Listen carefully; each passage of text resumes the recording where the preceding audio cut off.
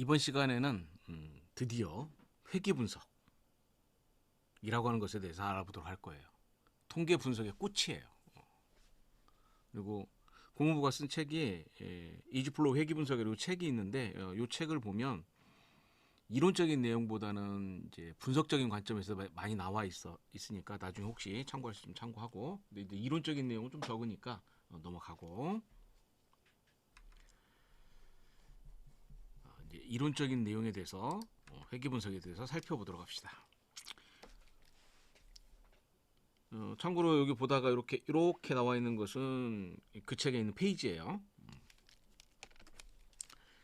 회귀 분석은 필연적으로 선형식이다라고 하는 것과 연결할 수가 있어요. 그리고 회귀 분석이라고 하는 단어 앞에는 여기 사실은 단어 하나가 생략이 되어 있어. 선형.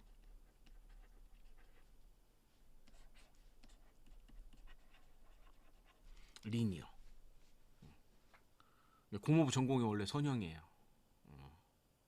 선형이라고 하는 것이 단순한 것 같은데 사실 커버리지가 굉장히 넓어. 선형이라고 되어 있는 거, 리니어라고 되어 있는 거, 그러니까 리니어 모델, 선형 모형이라고 하는데 여기 들어가 있는 것이 T, 아노바, 안코바, 리피티드 메저 아노바, 안코바, 마노바, 그 다음에 회귀 분석. 이런 것들 다 합쳐서 다 선형이라고 해요. 그리고 이걸 확장한 분석에서도 선형이 많아. 고모부 박사학위 논문이 다별량 선형 과정에서 중심극한 정리, 뭐 대충 이 정도 제목이에요. 논문 학위. 자, 선형이다라고 하는 것하고 이제 연결시켜서 생각을 해보도록 할 건데 어떻게 될 거냐면 이렇게 한번 생각을 해보자고요. 우리가 중학교하고 고등학교 때 선형식이다라고 하는 걸 배웠어요. 그리고 우리가 지금 하려고 하는 것은 회귀식이다라고 해요. 선형식, 회귀식, 선형방정식, 회귀방정식 같은 말인데, 자, 선형식은 y는 ax 플러스 b라고 써주고, 회귀식은 y는 베타0 플러스 베타1 x 플러스 입실론이라고 써져요. 그러면 선형식이 의미하는 것은 뭐냐? 이런 식이 나왔을 때 여기를 뭐라고 하느냐? B, 절편이라고 하고 이거를 A, 기울기라고 하죠. 요것을 바로 선형식이다라고 해요. 그런데 회귀식에서도 요 입실론이라는 걸 빼버리면 선형식하고 비슷하죠. 비슷한데 회귀식하고 통일시켜주기 위해서 선형식을 조금 바꿔줄게요. 어떻게 하냐? 절편을 A라고 쓰고 기울기를 B라고 써주면 이렇게 바뀌겠죠. 그러면 A 대신에 베타 제로를 바꿔주고 B 대신에 베타 1으로 바뀌었다라는 것만 빼면 동일한 식이지. 차이점은 대문자냐 소문자로 썼느냐. 이건 별 차이가 없으니까 그냥 넘어가고, 거기에 핵심적인 차이가 뭐다? 바로 여기 입실론. 요 입실론이라고 하는 것 때문에 회귀식이 선형식하고 달라지는 차이점이 발생이 되는 거예요. 그러면 선형식이라는 것은 뭐냐? 수학은 진실을 찾는 학문이에요. 진리를 찾는 학문이야. 통계학은 그렇지 않아요. 자, 수학에서 선형식은 만약에 여기 x라는 것이 있다, y가 있다. 예를 들어서 x를 스트레스라고 하고 y를 이직 의도라고 합시다. 그러니까 직장인들의 스트레스가 받으면 이직 의도가 있을 건데 이 스트레스와 이직 의도 사이의 관계를 선형식으로 표현했더니 이렇게 나왔다고 칠게요. 그러면 이게 어떤 의미를 가지고 있느냐면 스트레스가 5점인 사람이 있는데 스트레스 5점인 사람이 있어요. 이 사람의 이직 의도가 몇 점이냐? 5점이었다고 치죠. 5점이었어요. 스트레스가 7점인 사람이 있었어. 그 사람의 이직 의도가 7점이었다고 칩시다. 그러면 이때 스트레스가 5점인 사람이 이지기도가 5점이고 7점인 사람이 7점이었는데 그러면 또 다른 사람 스트레스가 5점인 또 다른 사람이 있겠죠. 그 사람 이지기도 몇 점이야? 5점이면 5점이고 스트레스가 7점이면 이지기도 7점이어야 돼. 즉 모든 사람들의 점수는 어디에 있어야 되냐? 이 선상에만 존재할 수밖에 없어요. 유일한 거지. 그런데 실제로 우리가 스트레스가 5점이라 하더라도 이직 의도가 5점인 사람이 있을 수도 있지만 7점인 사람이 있을 수도 있고 3점인 사람이 있을 수도 있죠. 개인들의 변동이라고 하는 것을 고려해 줘야 되는 거야. 그런데 선형식은 이게 존재하지 않는다. 회계식은 바로 이것을 존재한다라는 조건하에서 출발하는 거예요. 그리고 나서 그러면 나머지 전체 데이터를 봤더니 이런 모양이 나오더라. 그리고 얘네들 사이의 관계를 가장 잘 표현할 수 있는 식을 찾았더니 이런 식이 나왔다. 이때 여기에 있는 이 부분을 뭐라고 하냐? 베타 제로라고 하고 상수 그리고 기울기를 베타 1이라고 해줍니다. 이 베타 제로와 베타 1을 두 개를 합쳐서 우리가 뭐라고 하느냐? 회귀 계수 리그레션 코에피션트 오브 리그레션이라고도 하고 리그레션 코에피션트라고도 해요.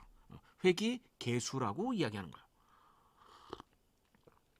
그러면 이 회귀 계수라고 하는 것은 결국 베타 제로 상수는 선형식의 A 절편을 의미하는 거고 베타 1 기울기는 선형식의 B를 의미한다. 여기에서 핵심이 뭐다? 입실론이다 라고 했는데 그럼 입실론이라고 하는 것은 무엇을 의미하느냐? 데이터가 스트레스가 5점인 사람이 있는데 이직 의도가 7점인 사람이 있었어요. 7점인 사람이 있었어요. 그런데 요 회귀식에 있으면 이렇게 이거 5점이다 라고 무엇을 하냐? 예측을 하는 거야. 그러면 무슨 문제가 되느냐? 실제 값과 요 회귀식으로 예측한 예측값 사이에 뭐가 존재해요? 차이가 존재하죠. 자, 이거를 x의 첫 번째 데이터라고 합시다. 여기를 y의 첫 번째 데이터라고 합시다. 그럼 요거는 y 첫 번째 데이터의 예측값이다라고 해서 표시를 이렇게 해줘요. y1 헷. 그리고 그럼 요만큼의 이 차이를 뭐라고 하느냐? 입실론. 이라고 불러주고 요 입실론이 뭐라고 하느냐? 바로 오차 에러라고 얘기하는 거예요. 표본에서 이걸 뭐라고 하느냐? 잔차 레지듀얼 이라고 불러주는 거예요.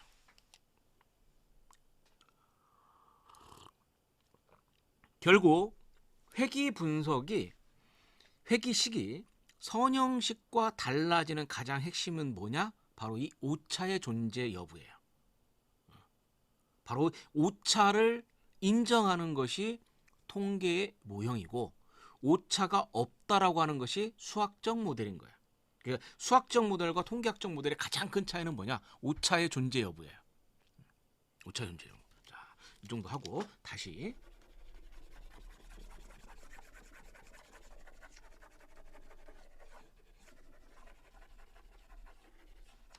회귀 분석을 하면 이런 회귀식을 나온다라고 했는데 자, 요 회귀식을 썼을 때 이건 어떤 의미냐면 모집단이 있어요. 통계는 항상 무엇을 알고 싶다? 모집단을 알고 싶은 거야. 그리고 이 모집단에 X하고 Y가 있어.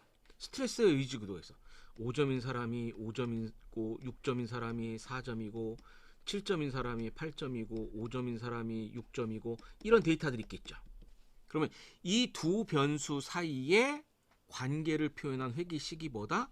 Y는 베타 제로 플러스 베타 1 X 플러스 입실론이라고 써주는 거고 그래서 우리가 써준 Y는 베타 제로 플러스 베타 1 X 플러스 입실론은 무엇을 의미하냐? 모집단에 있는 두 변수 사이의 관계에 회귀식을 의미한다. 그러나 실제로 우리가 가지고 있는 건 뭐다? 표본에 있는 데이터다. 이 표본에도 x, y라고 하는 데이터들이 있겠죠. 그럼 얘네들 가지고 우리가 회계식을 만들면 어떻게 하냐? y는 b0 플러스 b1x 플러스 2로 표시해요. 이렇게 약간 식이 좀 다르긴 하지만 뭐 첨자라든가 이런 것들 써주긴 해줘야 되는데 그냥 간단하게 쓰면 이렇게 쓸 거예요. 그래서 모집단에 있는 회귀계수를 우리가 뭐라고 하느냐? 베타1, 베타0, 베타1이라고 쓰는 거고 표본에서는 B0, B1을 써주는 거예요. 우리가 알고 싶은 거는 표본의 식이 아니라 모집단의 식이죠. 모집단의 식. 즉 우리는 이 표본에서 이런 식을 추정한 다음에 얘를 가지고 뭘 하냐? 얘를 다시 추정한다. 추측한다라고 하는 거예요. 이런 과정을 거친다. 뭐 이 정도까지 일단 살펴봅시다. 그 다음에 이 회귀 분석에서 바로 이 오차라고 하는 것이 있었다. 그럼 오차라고 하는 것은 어떻게 계산이 되느냐? 데이터에서 아까 그러고 보니까 여기서 여기를 잘못 썼네. 생각해 보니까 여기 실제 데이터고 여기 예측값이니까 이렇게 가야죠. 요 실제값 7이라고 하니까 5라고 하는 값은 예측값 y1 헷 여기를 순간 착각에 잘못 쓴 것 같아요. 그래서 오차라고 하는 것은 그럼 어떻게 계산이 되느냐? 오차는 데이터에서 무엇을 뺀다? 예측값을 뺀 것이 오차다라고 하는 거예요. 그럼 오차의 개수는 몇 개가 나올까요? 데이터 개수만큼 나올 거라고. 데이터 개수만큼. 그다음에 오차가 회기식보다 위에 있으면 플러스가 나올 거고 양수가 나올 거고 선상에 있으면 0이 나올 거고 선 아래에 있으면 마이너스가 나올 거예요. 마이너스가 나올 거예요. 그러면 우리가 회기식을 찾아주는데 이 오차라고 하는 것이 굉장히 중요하다. 그리고 이 오차를 이용해서 회기식을 찾아준다라고 하는 거예요. 오차를 이용해서. 자, 그럼 어떻게 이것을 찾아주느냐라고 하는 걸 생각해 줄 수 있어요. 자, 그것을 먼저 하기 전에 회귀 분석을 하면 두 가지 논제를 우리가 생각해 줘야 돼요. 회귀식을 구하면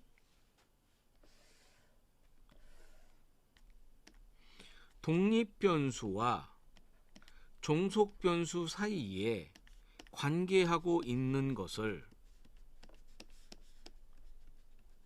무엇으로? 하나의 직선으로 선형으로 추정을 하는 거예요. 이걸 회귀식이다라고 이야기하는데 그럼 회귀식을 찾아주면 이 회귀식의 장점이 두 가지 생기는데 첫 번째 우리는 앞으로 이 데이터들의 관계를 무엇으로 이 회귀식으로 대신 무엇을 할 수 있다? 설명할 수 있다.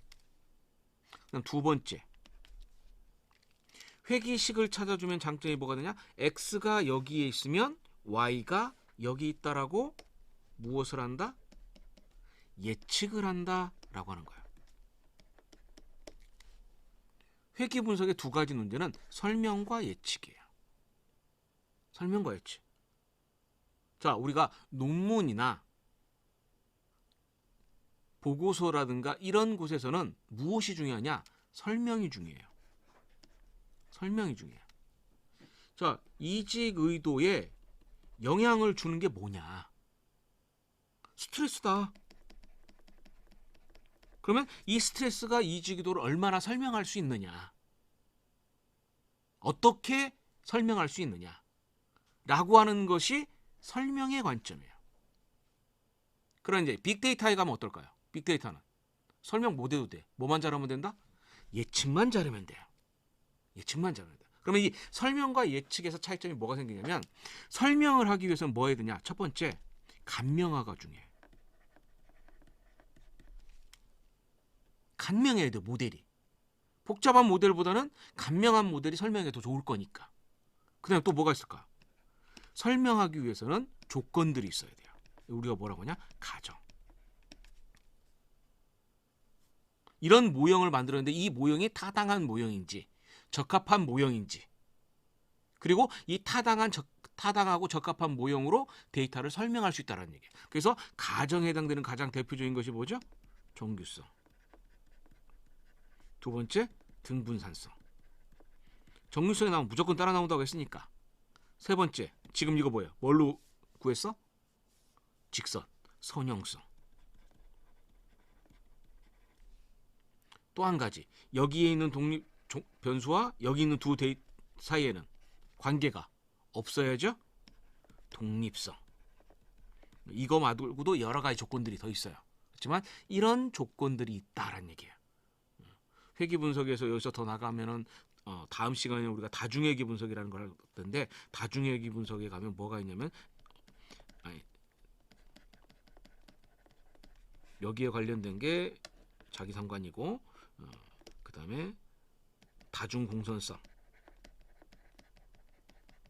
뭐 이런 것들이 있어요. 이게 넘어가고, 예측의 관점에서 볼 때는 이런 조건들 만족 못해도 돼. 뭐만 잘하면 되죠? 예측만 잘하면 되는 거예요. 예측만 잘하면 돼요. 그래서 이 예측만 잘하는 것을 가지고 하는 것이 우리가 딥러닝, 머신러닝 뭐 이런 얘기들인 거예요. 근데 이제 함부로 쓸 수 있는 건 아니고, 데이터가 굉장히 크고 많을 때, 그리고 예측이 중요할 때 이렇게 쓸 수 있다. 이 정도 설명드리고, 자, 다시 돌아와서 회계식에서 그럼 우리가 회계식을 추정을 해야 되는데, 여기에 있는 데이터를 봤을 때 이 데이터를 가장 잘 설명할 수 있는 식이 뭐냐? 딱 봐도 A지. 근데 이거는 우리가 눈으로 봤을 때 A라는 것이지, 결국 수식으로 계산을 해줘야 되는데, B나 C보다 A가 좋다라고 하는 것을 어떻게 밝힐 거냐라고 하는 거예요. 어떻게 밝힐 거냐면 이렇게 밝혀요. 회귀 분석을 하면 오차가 나온다라고 했는데, 회귀식을 찾아줄 때 어떻게 하는 거냐면요, 가장 간단한 원리는 이거예요. 데이터들이 있을 때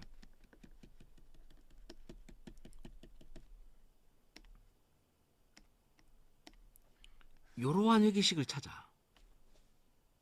그러면 오차의 관점에서 봤을 때는 어떻게 되느냐? 얘네들은 오차가 어떻게 돼요? 플러스가 될 거고, 얘네들은 오차가 어떻게 될 거야?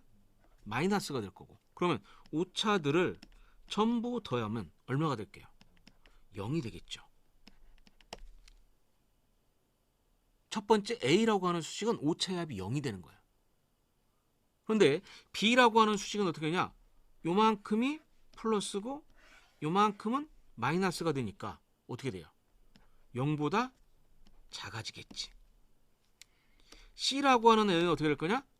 여기는 플러스고 여기는 마이너스니까 0보다 커지겠죠. 회귀식을 찾아주는 첫 번째 조건이 뭐냐? 이거예요. 오차의 합이 0이 되게 하는 식을 찾아요. 굉장히 중요한 개념이에요, 이게. 오차의 합이 0이 되게 하는 식을 찾는다. 굉장히 중요한 조건이에요. 자, 그다음 두 번째. 오차의 합이 0이 되게 하는 식이 하나만 존재할 거냐라는 얘기예요. A라고 하는 식이 오차들을 전부 더하면 0이라고 하는 건 우리가 알았어. 근데 D라고 하는 어떤 식을 찾아왔다라고 하면 굉장히 안 좋지, 식 자체가. 그러나 오차의 관점에서 보면 여기는 플러스, 여기는 마이너스. 더하면 얼마예요? 0이 될 거라고. 오차의 합이 0이 되게 하는 식은 유일하지가 않아요. 여러 개 나올 수가 있어. 그런데 우리는 D보다 A가 D보다 더 좋다라고 하는 걸 밝혀줘야 될 거 아니에요. 어떻게 할 거냐라고 하는 것을 고민해 주는데, 이때 통계학자들이 뭘 하냐면요, 데이터가 문제가 있으면, 데이터가 어떤 문제가 있으면 무엇을 하냐면 변수 변환이라는 걸 해줘요. 변수 변환이라는 걸 하는데, 변수에다 변환하겠다는 얘기야. 가장 많이 하는 변환이 로그 변환이에요. 두 번째가 루트 변환, 세 번째가 역수 변환. 루트 변환보다는 역수 변환을 많이 해줘요. 그 다음에 네 번째가 뭐냐? 제곱 변환. 이거 말고도 더 많이 있어요. 조금 더 발전하면 나중에 가면 박스 칵스 변환이라는 것도 있어요. 박스와 칵스라고 하는 두 명의 학자가 만든 박스 칵스 트랜스포메이션이라고 하는 것이 있어요. 그러면 이렇게 변환을 하는 가장 대표적인 이유가 뭘까? 첫 번째, 정규 분포하지 않는 자료를 이런 변환을 하면 정규 분포가 될 가능성이 높아요. 두 번째, 비선형적으로 되어 있는 자료를 이런 변환을 하면 선형적인 모양으로 될 가능성이 높아요. 그러니까 설명의 관점에서 봤을 때 정규 분포이고 선형적인 모양이 설명하기가 쉽거든. 이럴 때 사용한다는 얘기예요. 그럼 우리가 뭐 하느냐? 오차들을 어떻게 할 거냐면요. 오차를 제곱해서 더해보자고요. 오차를 제곱해서 더해보자고. 그럼 어떻게 할 거냐? 일단 제곱해서 더하면 여기 있는 애들은 플러스니까 제곱해도 플러스가 나올 거고, 마이너스 애들 제곱해도 플러스가 나오니까 전부 더하면 어떻게 해요? 무조건 0보다 크겠지. 0보다 클 거예요. 정확하게는 모든 데이터가 선상에 있으면 0일 거고. 자, 그런데 A와 D의 식을 오차의 제곱으로 설명하는데 어떻게 하냐? 자, 이런 데이터 한번 생각해 보자고요. 이런 데이터가 있는데 이 데이터를 회기식으로 생각해 주고 요만큼을 제곱한 경우와 요만큼을 제곱한 경우를 생각해 보자는 얘기야. 그럼 어떻게 돼요? 제곱의 기본적인 성질이 있어요. 제곱의 기본적인 성질은 어떻게 되냐? 자, 0.1, 0.5, 0.9, 1, 2, 4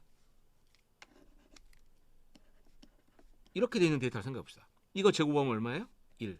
제곱하면 4, 25, 81 되죠. 그러면 큰 값을 제곱할수록 어떨까요? 요 커지는 것에 비해서 이게 훨씬 더 많이 커지죠. 그 다음 두 번째 0.9 제곱하면요 99, 80, 0.81 0.5 제곱하면 55, 25, 0.25 0.1 제곱하면 0.01 돼요. 작은 값을 제곱하면 떨어지는 폭이 어떻게 해요? 더 많아지죠. 그래서 우리는 이 제곱하는 오차항에 제곱하는 것에 통계 용어로 우리가 뭐라고 하냐? 오차항에 페널티를 부여했다라는 얘기를 써줘요.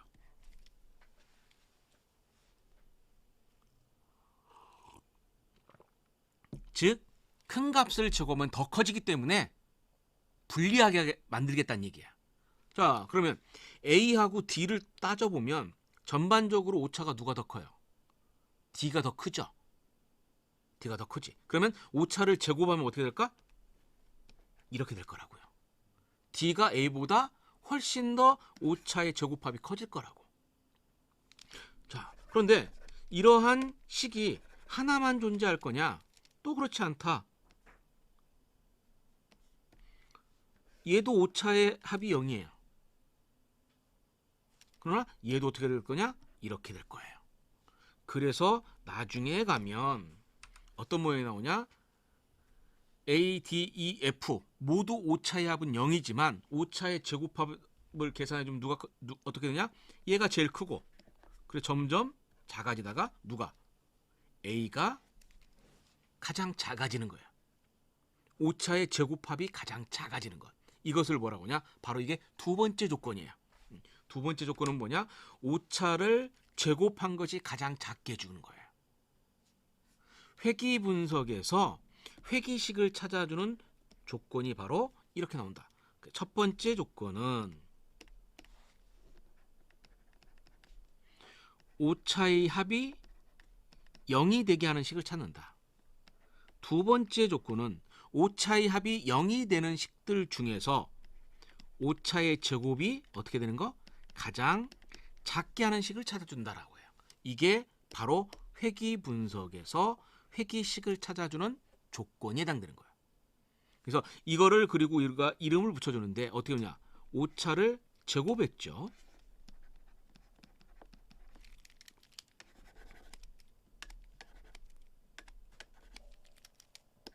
오차를 제곱했어요. 오차를 제곱했는데 그것이 뭐하다? 최소가 되게 한다 라고 해서 최소 제곱법이다 라고 이야기해줘요. 이걸 우리가 영어로 리스트 스퀘어, 약칭으로 LS라고 얘기합니다. 경영학에서는 오리지널 붙여서 OLS라고도 얘기해요. LS, 리스트 스퀘어, 최소 제곱 방법이라고요. 이 최소 제곱 방법이 나온 지가 100년이 넘었어요. 이게 나오면서 회계 분석이 발전이 되는 거예요. 통계학이 발전이 된 거예요. 자, 이렇게 설명합시다. 그러면 나중에 그러면 이 최소 제곱법을 이용을 해서 회계식을 만들었는데 어떤 회계식을 만드는 이 회계식이 적합하지 않을 수도 있겠지. 그럴 때 어떻게 할 거냐? 방법을 바꿔줘야 돼요. 어떻게 바꾸려 거냐? 이 방법에 다른 방법을 쓰는 거예요. 가장 대표적인 것이 뭐냐? ML. 맥시멈 라이클리후드라고 해요. 맥시멈 라이클리후드.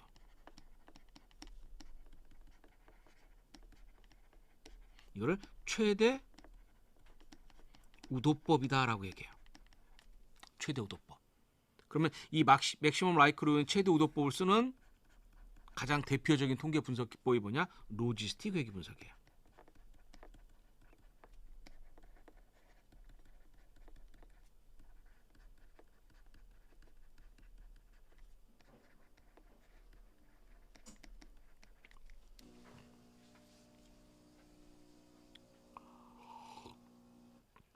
그런데 이 LS라고 하는 최소 제곱법에는 여러 가지 전제 조건이 있어요. 여러 가지 전제 조건이 있는데 이 리스트 스퀘어 최소 제곱법의 가장 대표적인 조건이 뭐냐? 첫 번째가 정규성이에요. 두 번째가 정규성이 나오면 무조건 따라 나온 게 뭐가 있다? 등분산성. 그리고 선형으로 봤죠? 선형성. 기타 등등 여러 가지가 있어요. 여러 가지가 있어요. 그럼 이 얘기를 왜 하느냐? 우리 T테스트 할 때 두 집단의 평균의 차이를 비교하는 T테스트를 할 때 조건이 있었어요. 뭐가 있었어요? 첫 번째, 정규성. 두 번째, 등분산성. 근데 정규성을 만족하지 못했을 때 쓰는 분석을 뭐라고 하냐? 비모수검정이라고 한다. 정규성은 만족했는데 등분산을 만족하지 못했을 때 쓰는 T테스트를 뭐라고 하냐? 이분산 T테스트, 웰치 테스트라고 한다. 그래서 T테스트는 정확히 따지면 분석 방법이 몇 개가냐? 3개가 있어요. 정규성과 등분산을 모두 만족할 때 쓰는 T테스트. 정규성은 만족했는데 등분산을 만족하지 못할 때 쓰는 이분산 T테스트, 웰치. 정규성을 만족하지 못했을 때, 정규성을 만족하지 못하면 등분산 조건 자체가 없어요. 정규성을 만족하지 못할 때 쓰는 T테스트, 뭐냐? 비모수 검정인 맨휘튼이. 조건에 따라서 분석 기법이 어떻게 된다? 하나씩 나오게 되는 거예요. 그러면 회계 분석은 벌써 지금 보면 조건이 몇 개예요? 3개죠. 그러면 이 조건을 각각을 못할 때 쓰는 방법론이 존재하겠지. 근데 회계 분석의 조건이 몇 개가 있냐? 한 8개가 있어요. 그러면 나중에 가면 분석 기법이 뭐냐? 파생이 굉장히 많은 회계 분석이 파생이 되는 거예요. 일단은 이 정도까지만. 자, 회계 분석을 하면 뭐가 있느냐? 결정계수라는 것이 있어요. 결정계수. 결정계수라고 하는 것이 있는데 이 결정계수는 SST분의 SSR로 쓰는데 이거 많이 본 건데 이거 어디서 본 거예요? 아노바에서 지난 시간에 아노바 테이블에서 SST하고 SSR이라는 걸 생각을 했었어요. 거기에서 쓰는 개념인데 그거를 회계 분석에서 차용해서 쓰고 있어요. 조금 이따 다시 설명하고. 자, 회계 분석에서 회계식이라고 하는 걸 생각해 주는데 자, 그럼 이게 무슨 의미냐라고 하는 거를 조금 더 생각해 봅시다. 자, 만약에 여기 빠졌네. X가 빠졌네요. Y는 베타 제로 플러스 베타 1 X 플러스 입실론이라고 하는데 이런 걸 한번 생각해 봅시다. 자, 무엇을 생각할 거냐면 X 값이 0이에요. 이때 Y의 값들이 있겠죠. 이런 식으로 있겠죠? 그 다음에 X값이 1이에요. 이때 Y값들이 또 존재하겠지. 이렇게 있을 거예요. 이 2개만 생각해 보자고요. 2개만. 그러면 이 두 개가 의미하는 바가 뭐냐? 이거 데이터로 생각해 주면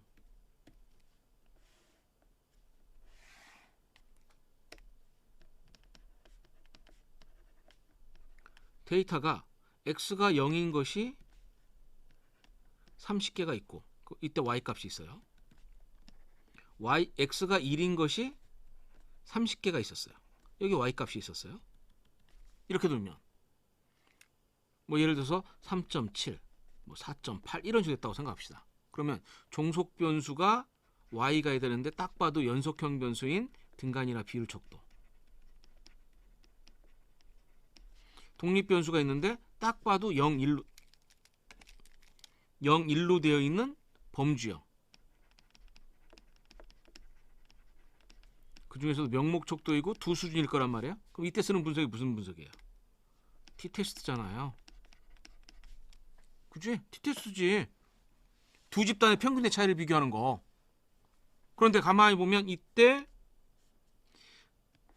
첫 번째 0이라고 하는 집단은 데이터가 있을 때 어떻게 돼야 돼요? 정규분포가 돼야죠. 두 번째, 이쪽 집단도 어떻게 해야 돼요? 정규분포가 돼야죠. 그죠? 이게 t-테스트였어. 그리고 이거를 그림으로 딱 그려주면 이렇게 나온다고. 그럼 이 그림으로 그려주면 결국 어떻게 되냐? 여기에 있는 요 데이터를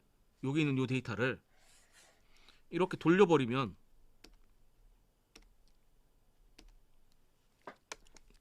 돌려봅시다. 어떻게 돌려지느냐? 이렇게 돌려줄 거예요.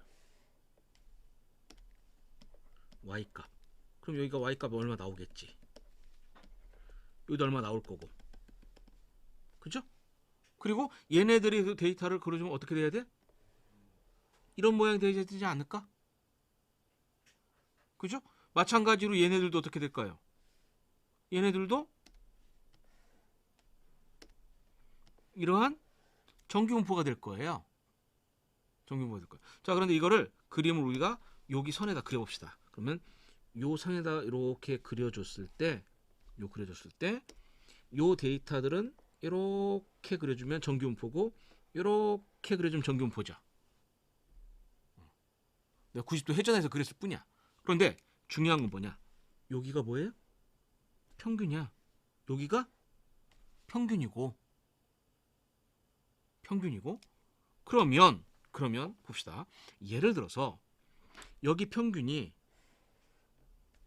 그리고 여기 평균이 봤더니 여기 평균이 5이고 여기 평균이 7이었다고 칠게요. 자, t-테스트 관점에서 봤을 때 두 개의 모집단이 있는데 여기에서 뽑은 데이터들이 있고 이 모집단에서 뽑은 데이터들이 있는데 얘 데이터가 정규분포고 여기 데이터가 정규분포야. 그리고 여기에 평균이 있어요. 그러면 가설 H0, H1이 어떻게 되느냐? 이렇게 되겠네. 그죠? 자, 그런데 여기서 무엇을 할 거냐 이제? 요 두 개 평균을 선으로 딱 이어보죠. 딱 이어보면 어떤 장점이 생기느냐? x가 얼마 커졌어? 1 커졌죠. y가 얼마 커졌어? 2 커졌죠. 그럼 뭐예요? y는 베타 제로 여기 0 시점에서 얼마였어요? 5 플러스 2x 해주면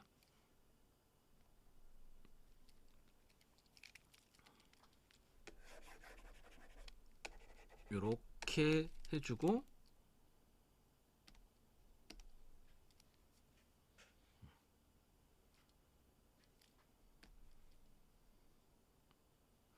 요 0이니까 어떻게 해야 되냐? 정확히 따지면 이렇게 그려야 되겠네. y축은 그리고 여기가 5 여기가 7 그죠? 그리고 데이터들이 이렇게 있으니까 얘네들이 뭐냐? 입실론. 그러면 여기에 있는 요 2가 뭐예요? 이것의 의미죠?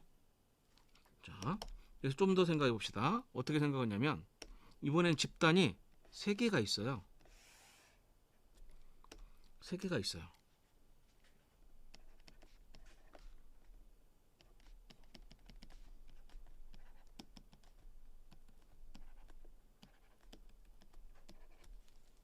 세 집단이 있어요. 세 집단. 그리고 y 값이 얼마 있겠죠? 그래 그려봤더니 이거를 x가 1일 때, 2일 때, 3일 때 그려봤더니 이런 모양이 나오더라. x가 2일 때 y 값들이 이런 모양이 나오더라. x가 3일 때 y 값들이 이런 모양이 나오더라. 라고 생각을 해주면 지금은 규칙을 동일하게 일부러 잡은 거예요. 그리고 얘네들이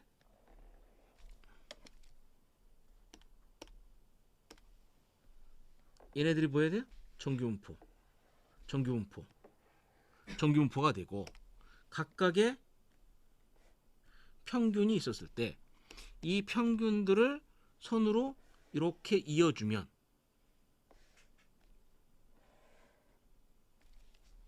마치 뭐처럼 돼요? 선형식처럼 되죠?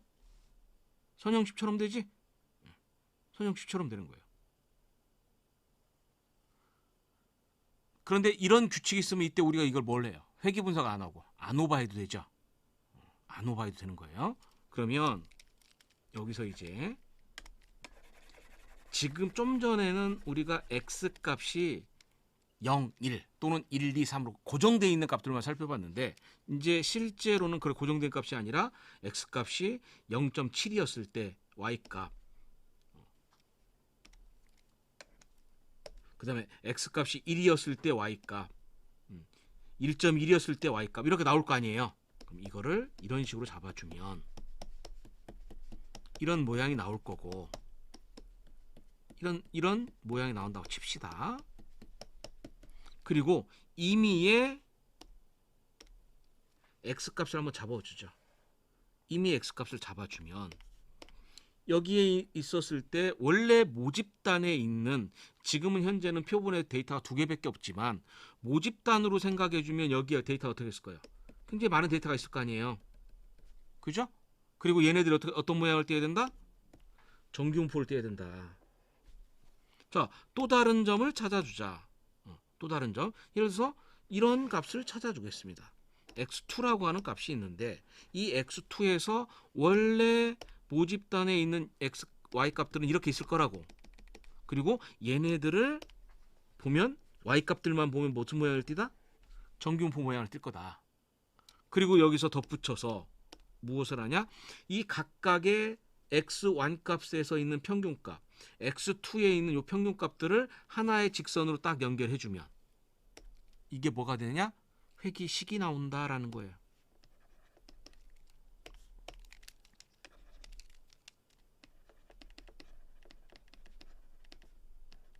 이런 회귀식이 나오는 거예요. 그런데 여기서 재미난 게 있어요. 얘만 생각해주면 얘네들은 뭐예요? 평균이죠. 여기 이 평균은 어떻게 나오냐? x 값들에 의해서 계산되어진 거예요.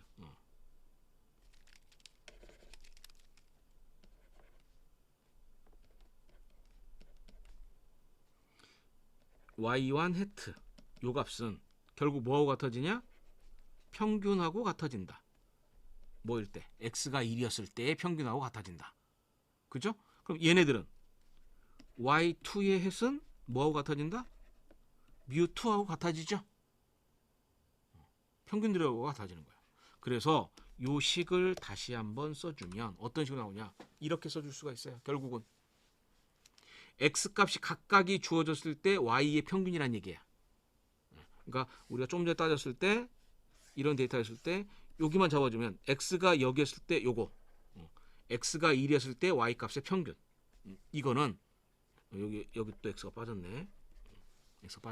이거는 베타 제로에서 여기에서 얼마만큼 x만큼 더한 거하고 같아진다. 라는 거야. 그럼 여기서 재미난 성질이 몇 가지 나오지.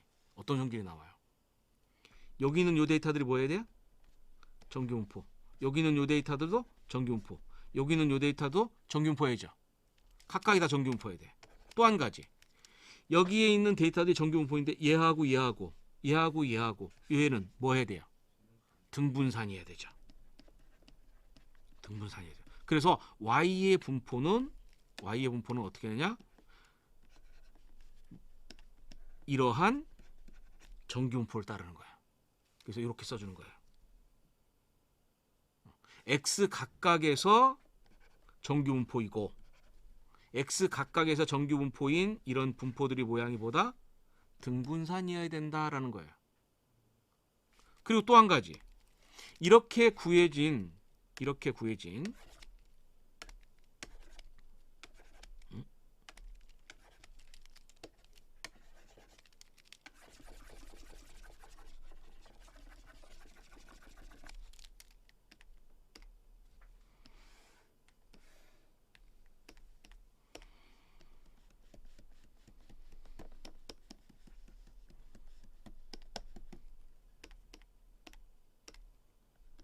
이 회기식에서 오차들을 살펴보면 어떻게 되냐? 요 시점에서 조금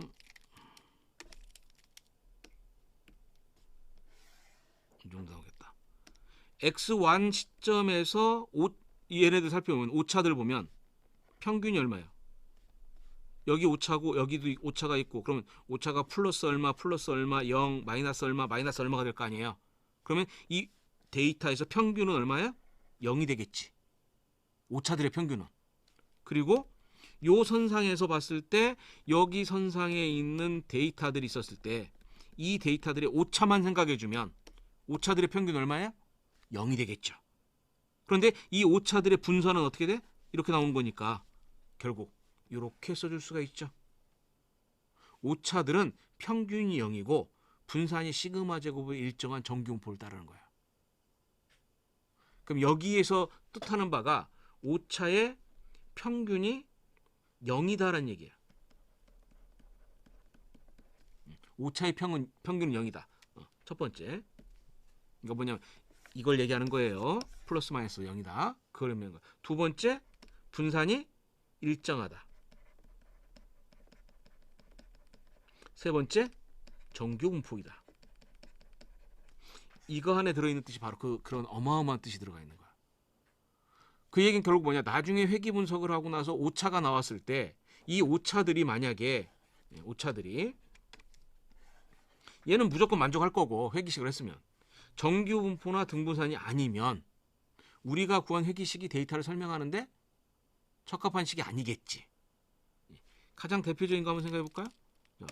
어떻게 살펴보냐? 만약에 회귀식을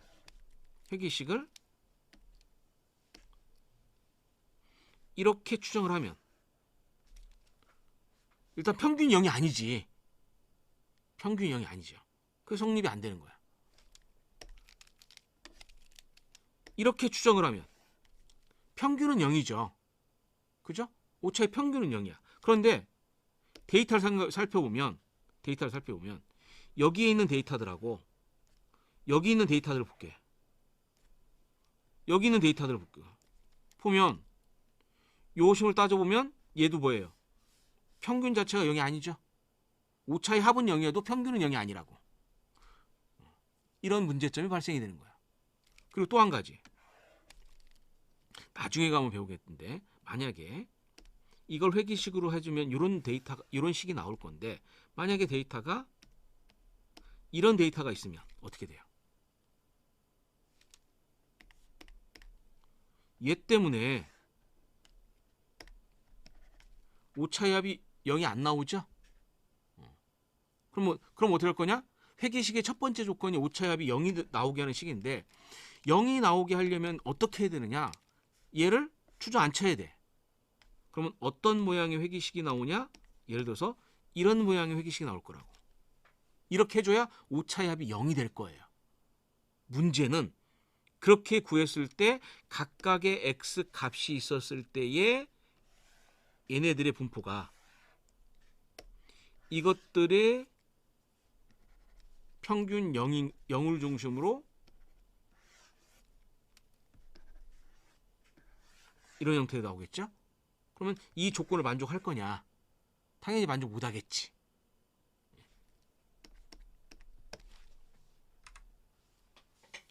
회귀 분석에서 단순 회귀 분석의 회귀식을 이렇게 씁니다. 아노바 테이블과 동일하죠. 아노바 테이블에서는 차이가 있었어요. 여기가 어떻게 쓰느냐? 이 자리가 K이고 여기가 N-K로 들어갔죠. 이 K는 뭐였어요? 집단의 수. 수준수였어. 아노바에서는. 그러나 회귀 분석에서는 집단이라는 개념이 의미가 없죠. 연속형 변수니까. 그러면 요거는 뭐냐면 변수의 개수예요. 정확하게 하면 독립 변수의 개수. 즉 단순 회귀 분석이니까 하나지. 전체 자유도는 n-1이니까 그러면 SS2의 자유도는 n-2가 될 거예요. 그리고 우리가 요걸 쓸 때 아노바에서는 SSR을 어떻게 썼냐면 xi 바 마이너스 x 바바의 제곱이었었죠. 그리고 여기 SST는 xij 마이너스 x 바바의 제곱이었었죠. 근데 회귀 분석으로 가면 어떻게 되느냐?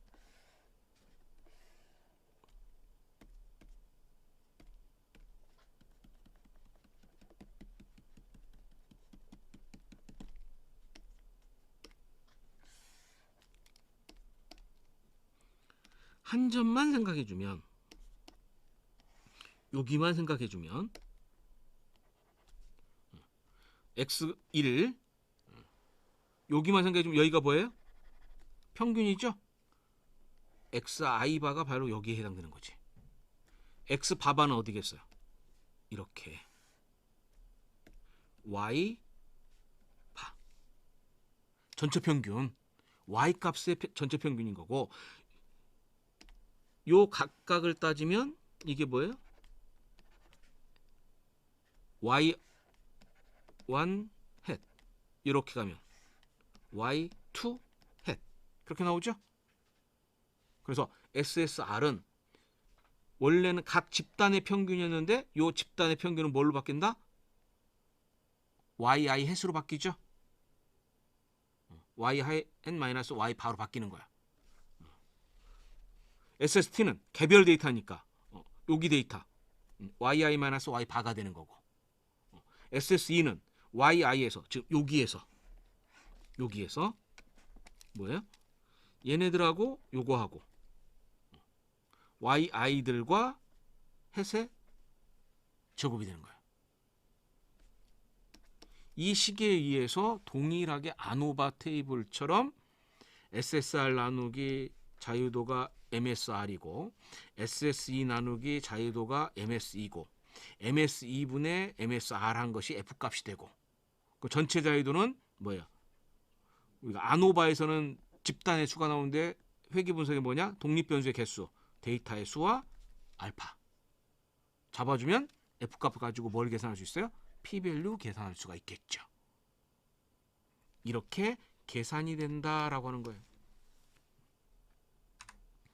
회귀 분석을 다시 생각해 주면 회귀 분석에서 결정계수는 SST분의 SSR이라고 표시합니다. SST는 뭐냐? yi-y 바의 제곱 분의 yi 헨-y 바의 제곱이에요. 그러면 이거를 아노바식으로 따지면 얘가 뭐예요? 아노바식으로 따지면 요게 xij-x 바바의 제곱이 되는 거고, 그 다음 여기는 xi 도트 바 마이너스 x 바바의 제곱이잖아요. 그러면 요렇게 따지면 이게 세 집단이 있었다. 1집단, 2집단, 3집단이 있었다. 이 전체 데이터로 변동을 계산할 수 있어. 나중에 자유도 해주면 분산이니까 그 정도는 변동이라고 씁시다. 그러면 요 집단의 평균, 요 세 개의 평균에 변동이 있을 거 아니에요. 즉 세 개 평균으로 전체 데이터를 설명할 수 있는 정도가 되겠죠. 아노바로 따지면, 회귀 분석으로 따지면 이건 결국 뭐냐? 회귀식이라고요. 회귀식의 변동이야. 여긴 뭐냐? 전체 데이터의 변동. 즉 회귀식으로 데이터를 설명할 수 있는 정도가 바로 뭐다? R 스퀘어 값이다 라고 얘기하는 거예요. 그리고 이 결정계수 R 스퀘어 값은 이제 다음 시간에 얘기하겠지만 우연히도 계산하면 뭐하고 같으냐? 상관계수의 제곱하고 같아져요. 단순회귀 분석에서는. 근데 원래 상관 분석의 상관계수가 어떻게 이렇게 돼 있어요. 두 변수가 있으면 이 변수의 뭐예요? 분산. 여기에 분산. 그리고 두 개의 이걸 뭐라고 하냐? 공분산이라고 해요. 공분산. 이걸 표시를 우리가 어떻게 쓰냐? 이렇게 써줘요. 공분산은 S라고 써주고 분산인데 루트가 있으니까 뭐예요? 루트가 들어가 있고 X라고 하는 변수의 분산. 이렇게 하면 분산이죠. 우리 따지면 요거 되는 거예요. X의 분산이고 요거는 Y의 분산인 거예요. 그런데 일반적인 통계학 책에서 표기법이 이렇게 써줘요. 그러면 요만큼만 따지면 사실 표준편 차지. 이렇게 표시해야 된다. 근데 이 값이 나중에 계산하면 뭐가 되냐? 얘를 계속 전개하면 이게 돼요. 풀어졌으면. 그러면 이거를 한번 잠깐 생각해 주면 계산해 보면 어떻게 나오냐? 자, 얘 분산을 따지면 이거의 분산 계산할 수 있을 거 아니에요. 평균이 3이고 그러면 분산 계산하면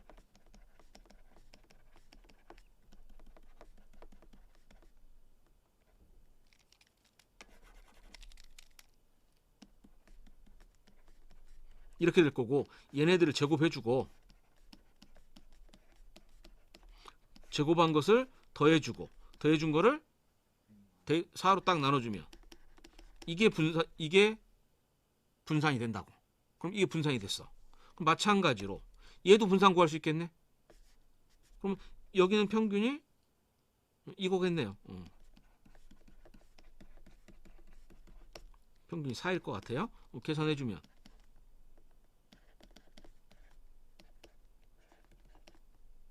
이렇게 나올 거고 제곱해주면 더해주면 2.5 나누기 4 해주면 얼마 나오겠네. 해줄 거고 그 다음에 요건 어떻게 계산하냐? 요거는 여기에다가 이렇게 해주면 되는 거예요. 각각을 요거는 각각을 해주면 되는 거예요. 그러면 마찬가지로 이렇게 되겠죠? 여기 3이 아니라 4지. 이렇게 될 거 아니에요. 그리고 얘네들 뭐다? 여기는 곱하기고 나머지는 더하기고. 계산하면 어떤 공식이 나오겠지. 근데 이렇게 계산 하나, 요렇게 계산 하나 보냐 결국은 같더라. 그래서 나중에 결정계수를 R 스퀘어 값을 써주는데 결정계수에서 R 스퀘어 값이라고 써주는 거예요. 그런데 원래 결정계수가 이거를 제곱해서 출발한 게 아니죠. 그거를 표현하기 위해서 보통 결정계수에서 뭘 쓰냐? 대문자로 써주고 있어요. 자세한 얘기는 역시 다음 시간에 살펴보도록 하고, 그래서 이런 데이터를 가지고 우리가 생각해주면, 이 데이터를 가지고 그래주면 이런 회귀식이 나오고, 잘 표현할 수 있는 회귀식이 나오고, 결정계수 이렇게 좀 전에 그 공식에 의해서 계산하면 상관계수 공식에 의해서 계산하거나 또는 SST분의 SSR로 계산하거나 하면 이런 식이 나온다라는 것을 보여주는 거예요. 자, 여기까지 기본적으로 가장 중요한 개념인 회귀 분석에 대한 내용 여기까지 마치도록 하겠습니다.